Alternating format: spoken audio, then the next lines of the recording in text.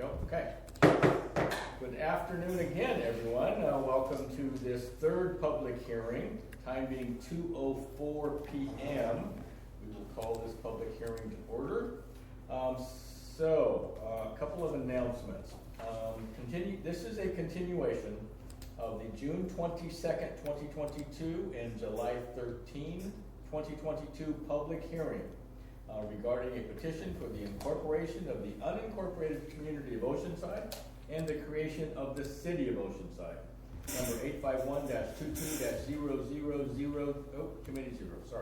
00224-PLNG. Petition includes a new tax rate for properties within the proposed city limits of the city of Oceanside at 80 cents for $1,000. Properties proposed to be included in the city limits for the city of Oceanside include all properties currently within the Oceanside unincorporated boundary. Written record was left open at the July 13, 2022 public hearing for additional written public comments. The public comments portion of the hearing closed on July 20th at 4 p.m. Also, council will now summarize the quasi-judicial proceedings. Following the summary will allow the petitioners to proceed with their final arguments. So at this point, we'll turn it over to Bill Sargent. Same thing, just the basic admonitions that I read at the first hearing remain in effect, and I just have to ask again if you had any conflicts of interest or biases that may have come up since the last hearing. No. Any ex parte contact? Wait. Commissioner Bale, would you like to answer that first question? No. And for me, no. Okay. And any ex parte contacts? No. Commissioner Bell? No. And same for me, no. Okay, thank you. Okay, perfect. So at this point, we'll turn it over to the petitioners for. I'm reading. No? I'll already. Thank you. That's quick. So it says you're on my screen. Well, okay. Thank you. Thank you, Commissioner. Yes. We actually feel like we had our opportunity to make our final argument at the end of the last session. We reserved the right to respond to anything new that came in by way of public comment. We would only note, to the extent it's not clear in the record, the public budgeting law doesn't apply to a brand new city for a while, so there was some comment about those rules in the public comment. Those don't apply to a brand new city. There's a grace period. And beyond that, there was a newspaper article about Radar Road, which we don't think really shed any light on anything, and we have no need to rebut it. So we would just once again like to express our gratitude for all the time and effort that's been put into this, and looking forward to your deliberations and decision. Thank you. Thank you. Okay, at this point, we're going to turn it over to final comments from staff. Sarah. Thank you, Commissioner. For the record, my name is Sarah Absher. I'm the Director of the Tillamook County Department of Community Development. And I'm just going to go ahead and recap some high points and then also fold in the comments and findings that I included in the supplemental staff report that was prepared last Thursday for this hearing. So in summary, ORS 221 is what governs organization in government cities. The petitioners are Oceansiders United. The proposal is for 80 cents per 1,000 for their tax levy. Map boundary includes all properties located within the unincorporated community boundaries for Oceanside. And the process that we are following is captured in ORS 221040. There are two paths that we need to take today should the board choose to take action on this petition request. The first one is recommended that we address the proposed city boundary map, and the second following that is the economic feasibility discussion. So consideration of the proposed city map boundary, again, it's a determination of benefits. Statute does not clearly define benefit. There is a lot of discretion to that for the decision makers, which in this case is the Board of County Commissioners. Just to reiterate, no land is to be included that will not be benefited, but that you do have the authority to adjust the map boundary, either to exclude or add properties. Properties cannot be excluded that would be denied a benefit. And as you are aware, we have several exclusion requests. The one that has continued to be probably the primary focus is the Capes. There are some briefs that have been filed by Mr. Phillips on behalf of the Capes. I'm going to go into a little bit more about the Capes and what differentiates them from other areas of exclusion based on what I have found here momentarily. But also at this moment, I just want to reiterate the Goal 14 discussion that we had at the previous hearing, where we talked about LCDC's action, the requirement of the county that the county did oblige to, that required planning for areas like Oceanside that are neither rural nor urban as defined, and that we took that lead from LCDC in creating a community boundary because it is ultimately recognized that these are urbanizable lands. So in discussion of the exclusion of the Capes, just want to touch on a couple of things that all of these as a whole largely differentiate the Capes from other areas within the proposed city boundary map. The only other area that I would acknowledge that generally falls within some of these similarities is Terracea. But one of the fundamental differences is that when the community boundary was adopted for Oceanside as part of that planning process following LCDC action, the Capes retain their plan development zoning designation. You have a copy of that board order from 1997 within your paperwork and in the record. Terracea would not retain their zoning.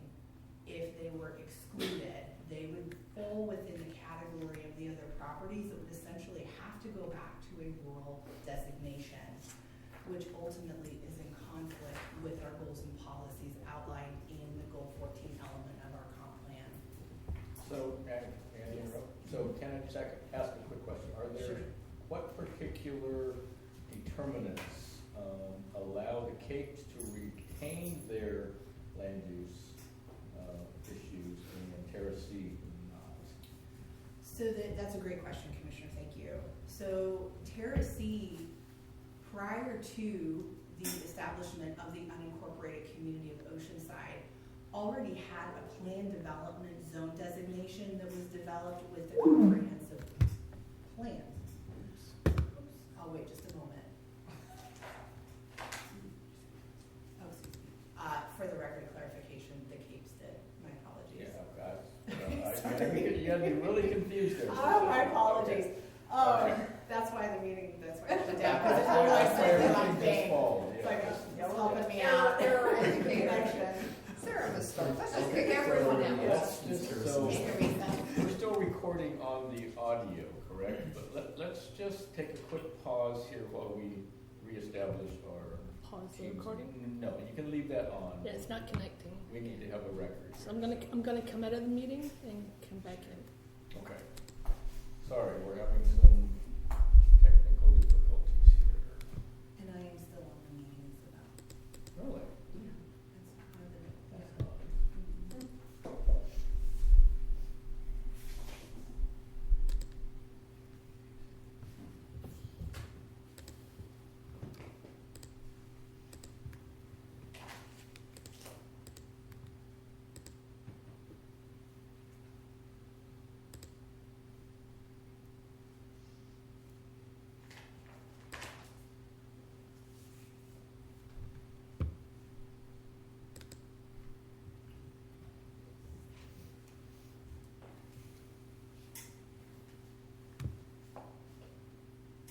It's weird, Sean is still able to send chat messages here. Well, Sarah said she was still in it. She Yeah. just Isabel that got. Okay, Well, I got kicked out too. Yeah, Yeah. so did Denise and a few others, it looks like. okay, we should be back. Okay, so let me get the here. Do you want to share your screen again? Yes. And if that's what's causing the issue, then I can not do it. Okay.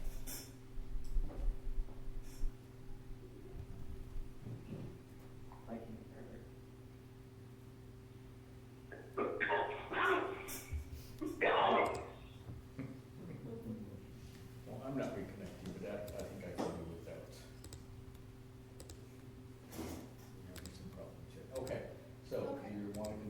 So, sorry, we lost connection here. Hopefully, most of you are able to be back online. I can't seem to reconnect, but that's okay. So, Bell there. oh, Oh, yes. she's still there, we're good. I think so. So Commissioner Bell, can you hear us?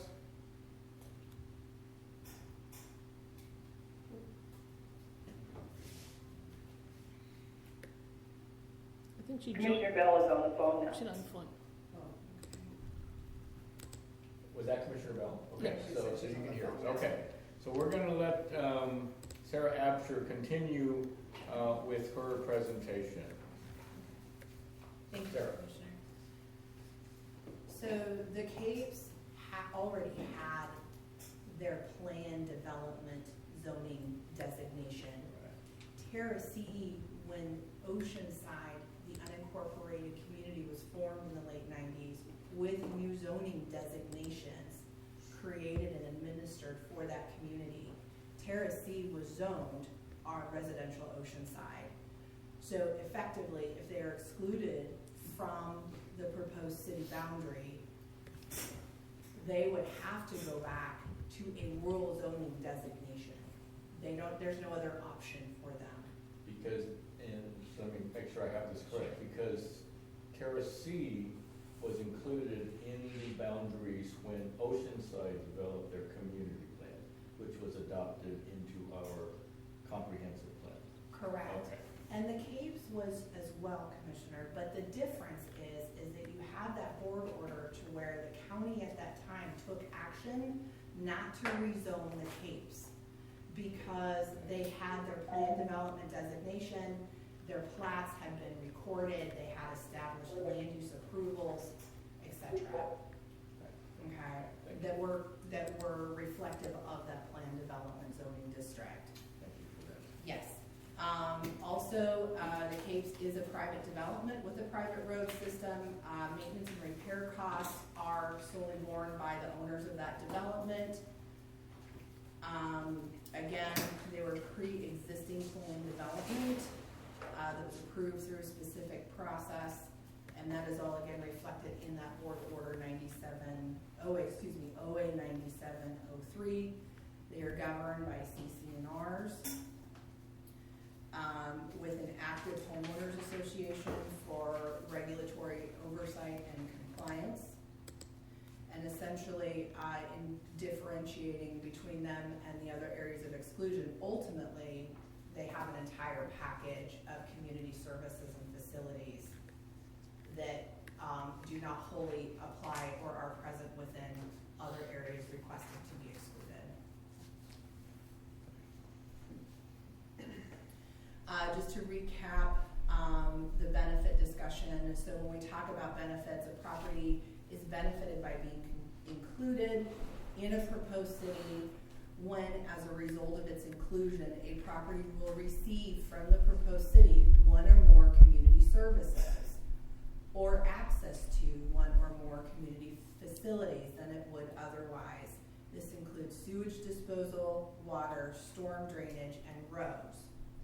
So with these other areas, these areas of pockets that are also not inclusively in agreement of exclusion, I would say we don't know, we have consensus and agreement from this development, whereas we do not have consensus and inclusion of agreement from other areas requested to be excluded. With that, while they all, we know now, will continue to retain their sewer rights and access to that, as well as water because of the Oceanside Water District.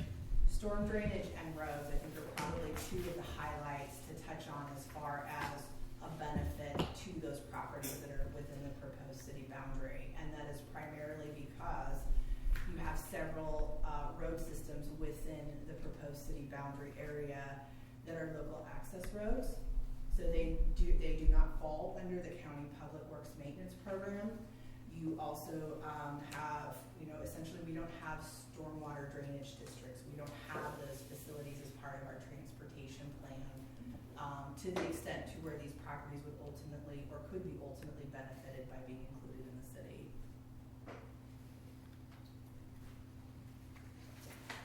So, moving on to the second part of the, review of the petition proposal is the feasibility component. And that largely is focused with the economic feasibility report and then compliance with land use. And so, in the record and in the staff reports for these proceedings, both of those, components of this proposal have quite a few findings and an analysis that include compliance with submittal of an economic feasibility report for years 1 and 3. Petitioners did add additional information to their report other than just focusing on years 1 and 3. And then also confirmation that it is feasible for them to comply with the Oregon land use laws. And so the role of the Board of Commissioners as the county court in this instance is really to consider and determine whether or not incorporation is feasible. And if the board finds that incorporation is feasible,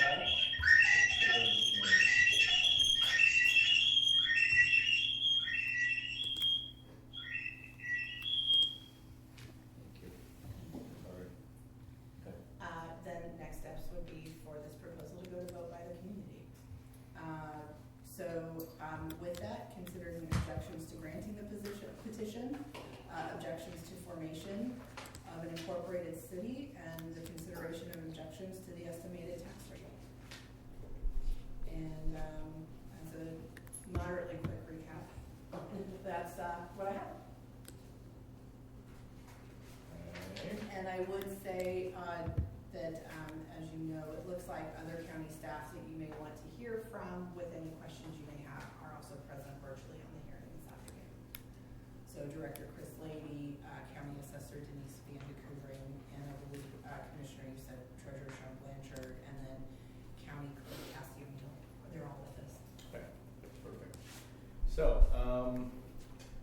let's make sure we still have Commissioner Bell online. Commissioner Bell, any questions to this point, or do you have any questions of county staff? I do not have any questions for Sarah. Thank you. Thank you.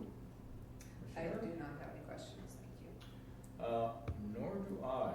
And I just want to make this statement here that we are, the commissioners are acting as county court. Kind of not really familiar with all of this. But for me, especially when it comes to the financial situation, infrastructure such as roads, things of that nature, I do rely heavily on county staff. So in this instance, especially our treasurer and Chris Laity, who have done, I think, a great job of informing us in past meetings that we've had. So I also, at this point, do not have any questions. Any further questions of staff?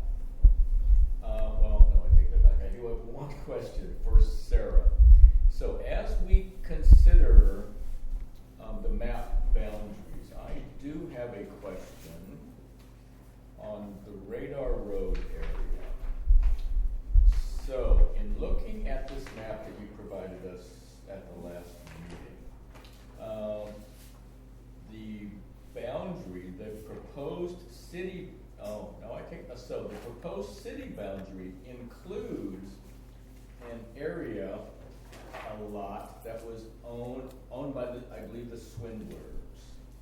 And they sent us a letter, testimony, dated July 2022, stating that they are very much in favor of the incorporation of Oceanside.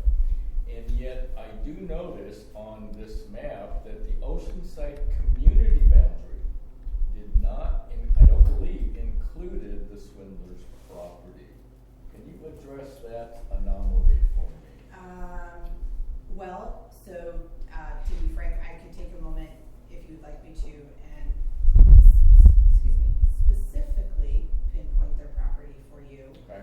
But So it's not this entire piece up here? it is. Okay. And that's okay. So the short of it is, anything that's in the black boundary line is the proposed city boundary line. Okay.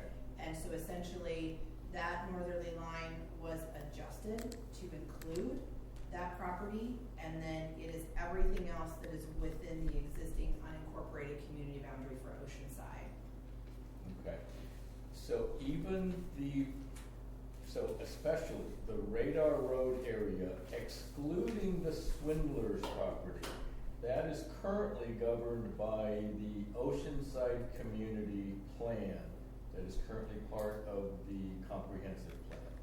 Alright, so anything that you see in the green boundary Right, is governed by the community plan and implementing ordinances specifically for Oceanside, with the exception of the Capes and 2 other properties that are part of that board order from 97. okay. Can you remind me what the 2 other properties are? I please? can.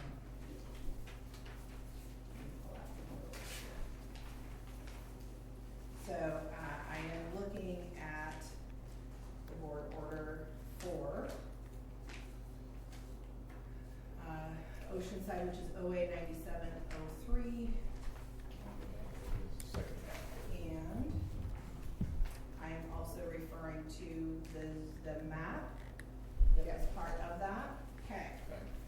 So this actually might be easier. If you look at that map that was adopted in 1998 with the accompanying board order, anything that says R2PD or PD retained its zoning when the community of Oceanside, the unincorporated community of Oceanside, was formally adopted into the Tillamook County Land Use Program and Comprehensive Plan with implementing ordinances. Okay.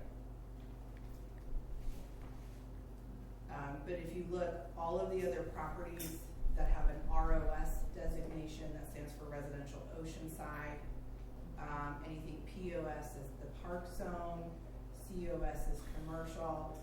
So essentially, any properties excluded that have those zoning designations will return to a rural zoning designation that we already know through our comprehensive plan is not appropriate because they are urbanized lands. And R2 would be Rural, 2 acre, yes, so that is a portion of Trillium correct. and a portion of an unnamed, uncolored neighborhood. Right. But those would both go to rural residential 2 acres, and any further development to be done in those would then need to be 2 acres unless it's currently platted and or developed. Correct, and possibly 10, because in October of 2000, LCDC and DLCD did a significant planning update to the statewide planning program, and ordinances currently require anything zoned rural residential after that October 2000 date has to be a minimum of 10 acres. So with that, there's also allowable uses in these zones that would go away.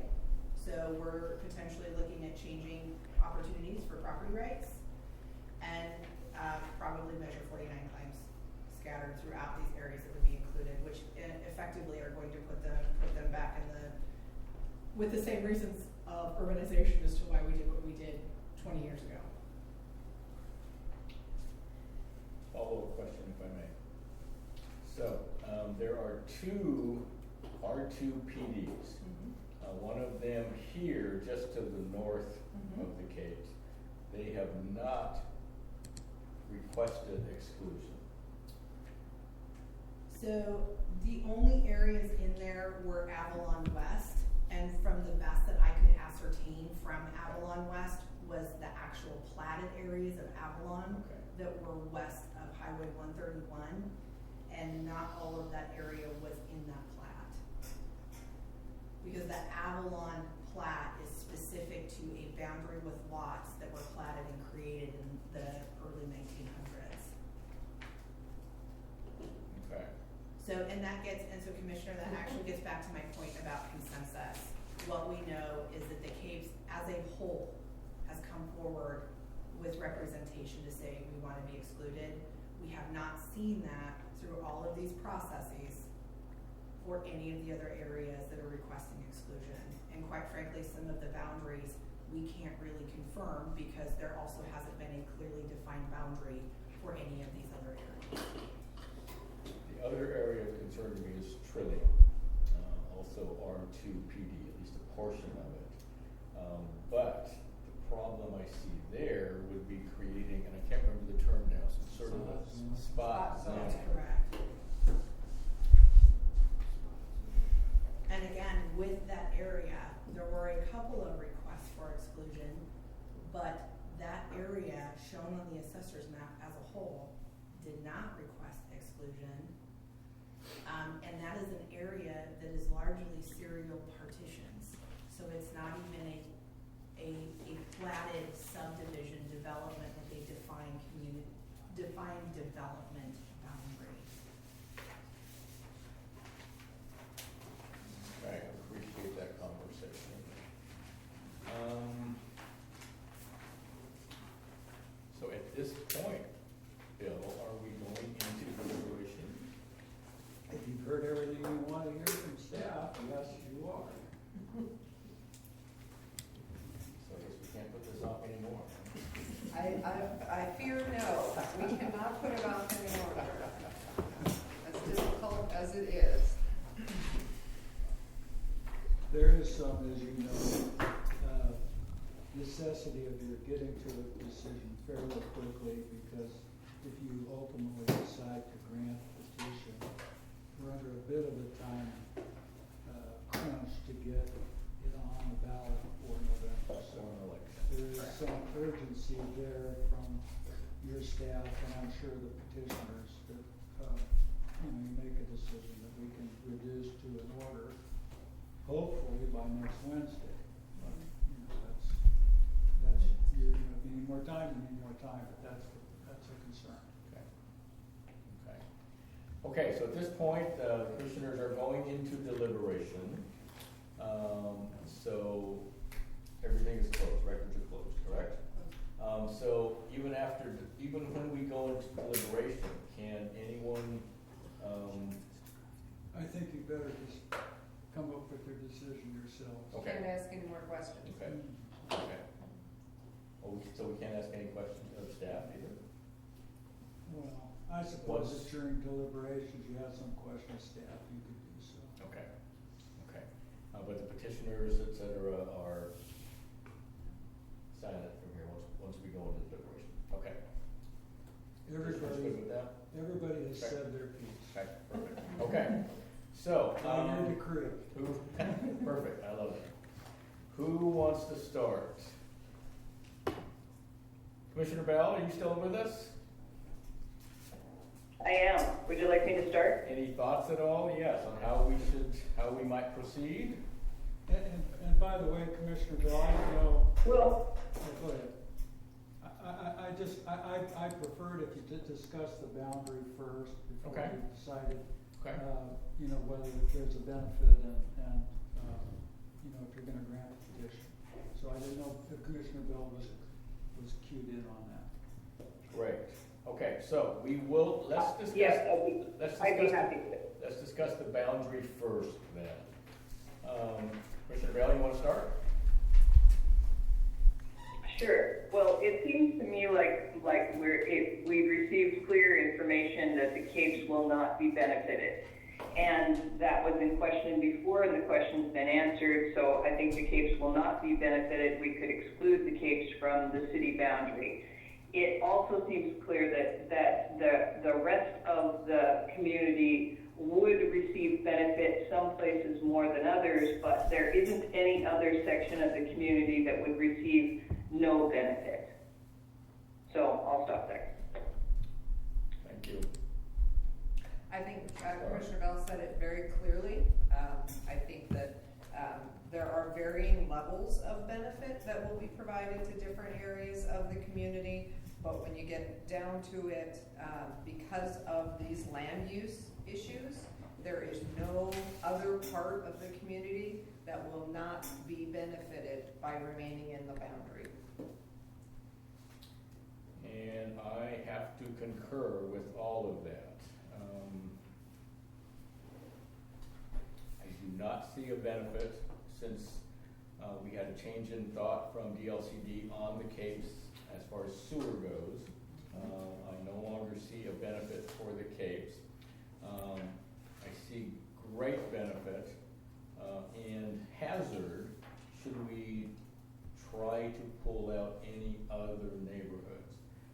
And the hazard I see again is not being able to utilize community development within the Oceanside community plan as it has been adopted by the comprehensive plan.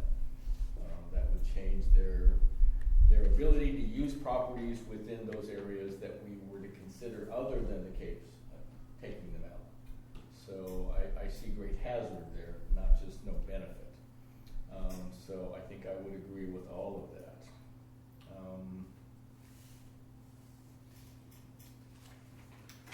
So if we are in agreement, do we make a motion to that effect? I think that's a good idea. Make a motion on the boundaries.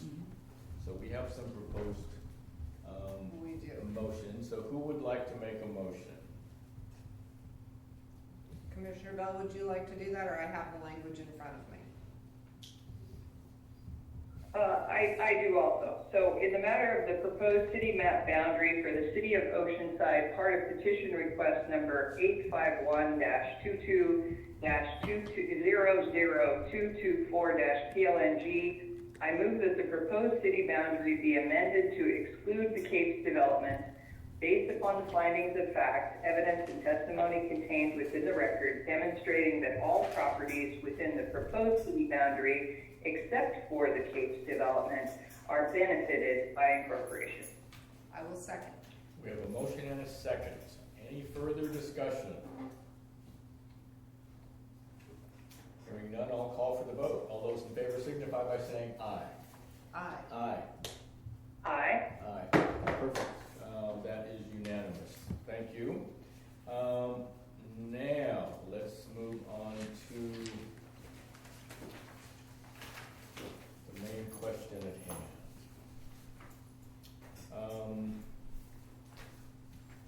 Who would like to start? So we're discussing just the basic tenets of incorporation, the potential incorporation, allowing this to go to the voters. Sure. So I would like to start with just a couple of Sure, comments, if I absolutely, may. please. So, in spite of the very scant guidance in the ordinance for incorporation, it is a very complex planned use-based process with significant long-term implications. And I do appreciate the significant amount of time and input that everyone has given.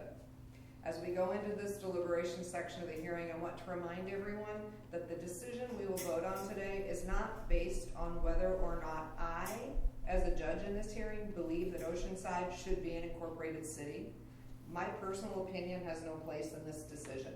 My decision must be based on ORS 221 and the land use goals that govern the decision. The decision here today is not whether or not Oceanside will be an incorporated city, but whether or not adequate evidence in support of the ORS has been submitted so that we can vote yes to approve to send this to a vote of the people. So as I've stated previously in these hearings, I have been looking for the fatal flaw that would keep this from complying with the ORS and therefore preclude it from going to a vote of the people if necessary. So I really think it's important that people are clear that as we sit here today as your judges, we are not judging the merits of an incorporated Oceanside. That is for the voters to do should we choose to pass this to the voters. Our job is to make sure that what we are passing to the voters is a feasible proposal, that it meets the ORS, that we have done our job and our due diligence in that way. So I want to remind people, because there's a lot at stake for a lot of people. There's a lot of emotion involved. There's been a lot of work involved, and just to remember that this is not an arbitrary decision. It is not a political decision, and it is our job to keep it from being either arbitrary or political. So thank you for letting me just kind of frame that. Well said, Commissioner. Commissioner Bell, any comments?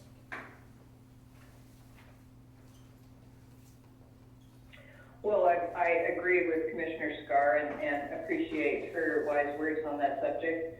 I'd like to also just add that we received a lot of testimony from folks both for and against, and I just hope that people understand that that the decision we make today can't be based on how many how many public comments we received for or how many public comments we received against, because that's not the criteria that we're able to use to make this decision. We have to use very specific criteria, as Commissioner Scar just said, based on whether or not we believe that the proposal is feasible, not whether or not it's popular or anything else, just whether or not it's feasible.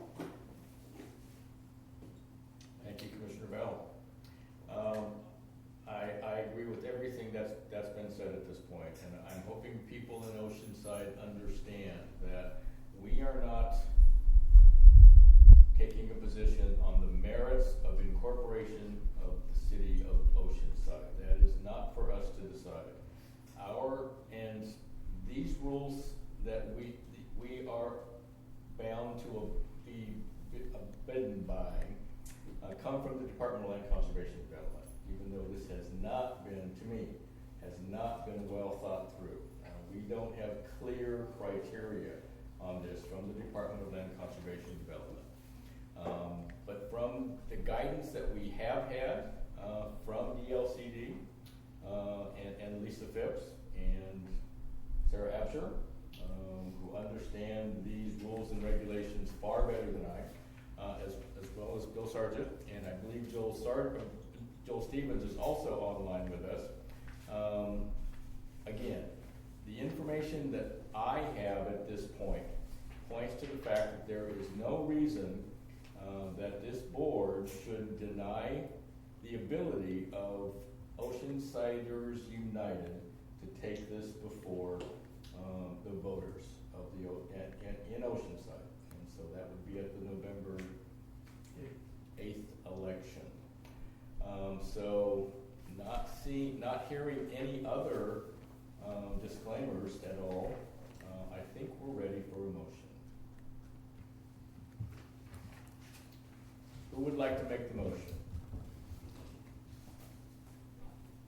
Mr. Chair, Yes. in the matter of petition request number 851-22-00224-PLNG for the incorporation of the unincorporated community of Oceanside, I move the petition be approved based upon the findings of fact, evidence, and testimony contained in the record demonstrating the criteria outlined in ORS 221-040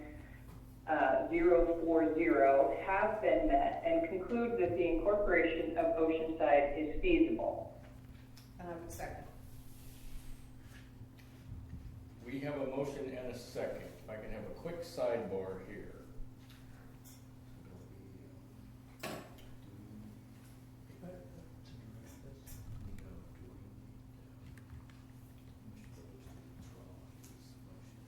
Yes. Before we vote. Yeah, I would like that. I think that's a good idea. Sorry. Mr. Phillips? Yes. You have a motion pending. Are you prepared to withdraw that at this point? For the record, Dave Phillips for the case. I do withdraw the motion and appreciate that opportunity to do so for the record. Thank you. Thank you. Okay. So with that, we have a motion and a second. Any further discussion? Hearing none, I'll call for the vote. All those in favor signify by saying aye. Aye. Aye. Aye. Perfect. The vote is unanimous. With that, I think our business here is completed. So Oh, do we need to direct staff? Is that okay, yes, okay, so, is that another motion or is that just? Well, you just tell us that. You should direct us to do that. so directed. Yeah. All right. So you've heard our comments today. It's actually pretty short. Yes. So I think you're prepared. We'll have something before the Board of Commissioners next Wednesday, this coming Wednesday. That is correct. Okay? Yep. Bill, you good with that? Yep. Okay.